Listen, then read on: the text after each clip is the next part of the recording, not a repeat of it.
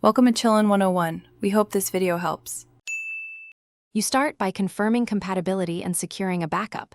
That protects your current look if something fails. Once confirmed, open the app and navigate directly to the Themes area.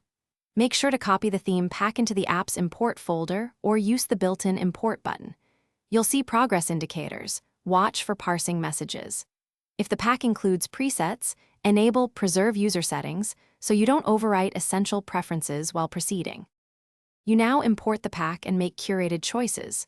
After hitting Import, review included presets one by one, deselect anything that conflicts with your layout. Once done, apply the pack but stop before confirming global overrides. Next, tweak core variables, primary color, heading font, base spacing, and icons set to align with brand or preference. These manual edits prevent mismatched styles. Finally, preview in mobile and desktop modes to catch responsive issues before finalizing the theme. You finish by applying the theme and then performing a full app reload. Clear cache so old styles don't persist. Test 3 representative pages and toggle common breakpoints to verify consistency.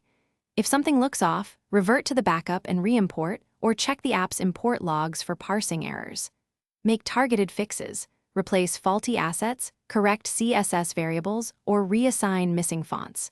If problems persist, restore backup and Thanks for watching. Consider subscribing if we helped you.